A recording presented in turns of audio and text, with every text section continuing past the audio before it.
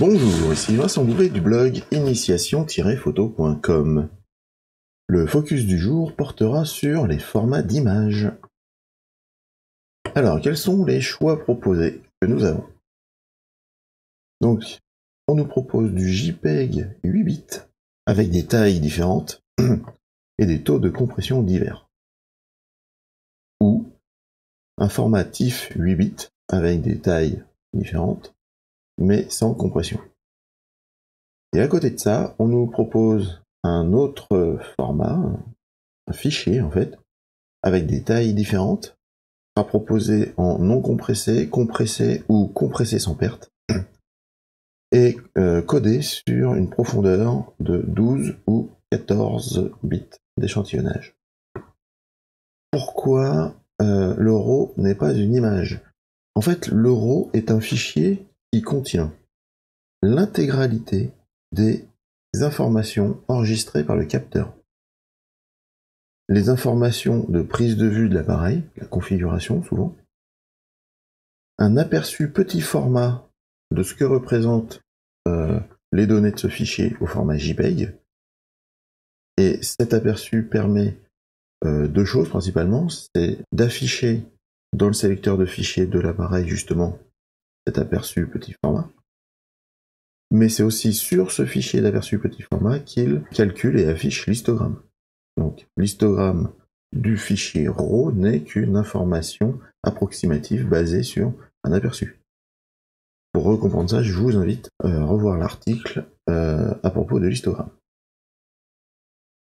Donc en fait, ce fichier, il est destiné à ne contenir que des informations techniques, pas une image, ce sont des informations techniques.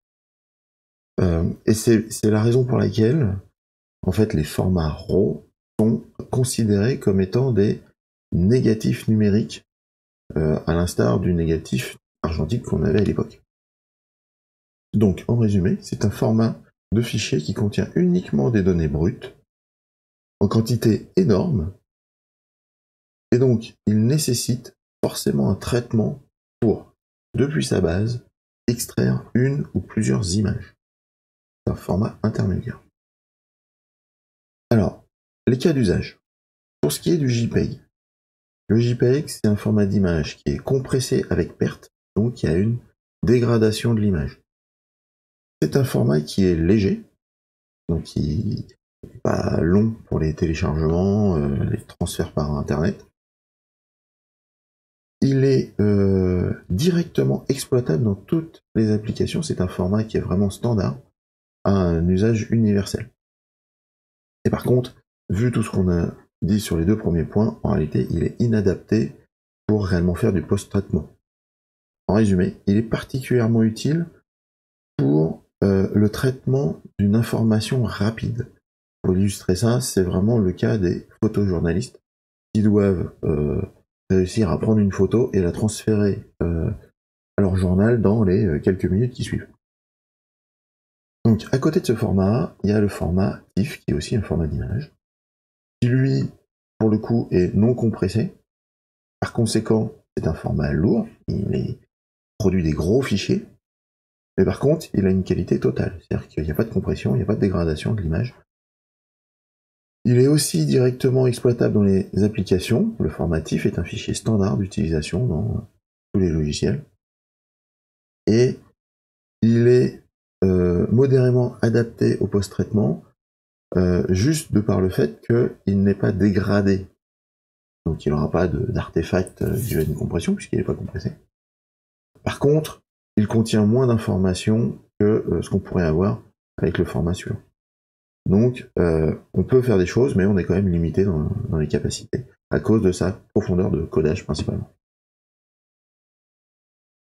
Donc en fait, ce format-là, il est adapté pour des photographes qui souhaitent travailler avec un minimum de post-traitement, quasiment sans post-traitement, mais qui cherchent une qualité totale. Donc en fait, ce sont des gens qui vont réaliser leur travail exclusivement, ou principalement en tout cas, dès la prise de vue. Eux, ils obtiennent un produit fini dès sortie de l'appareil. Et donc dans ce cas-là, c'est ce type de fichier qui est plutôt préconisé. Alors, venons-en au format RAW. Donc c'est un fichier qui peut être compressé sans perte ou non compressé. Quoi qu'il arrive, il n'a pas de perte. On garde bien toute l'information. Il a un poids intermédiaire. Par contre, il est complètement inexploitable directement par les applications. Ce n'est pas un standard. Et pour être déjà plus clair, on parle de format RAW, mais chaque marque a son propre format RAW. La marque Nikon, son format de fichier RAW, c'est NEF. La marque Canon, c'est CR2. Sony, ce sera encore un autre format, et ce sont des formats propriétaires, donc il faut bien passer par des logiciels spécifiques pour traiter ces fichiers.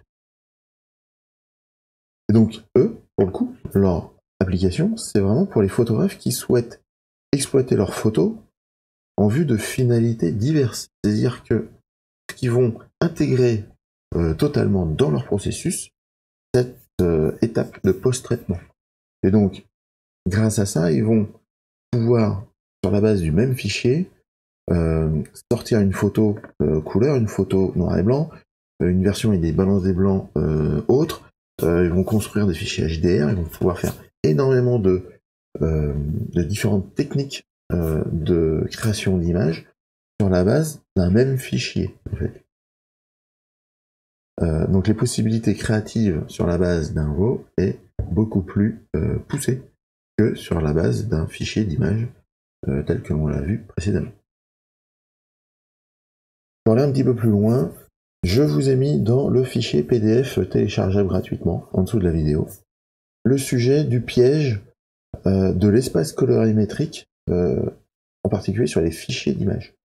Quand on fait un fichier d'image, et en fait cet espace colorimétrique est important d'être défini dès le départ. Donc je vous dis tout ça dans la fiche PDF téléchargeable. Pour le coup, il me reste à vous remercier. Partagez cette vidéo avec vos amis et abonnez-vous à la chaîne YouTube. Et moi, je vous dis au revoir et à demain.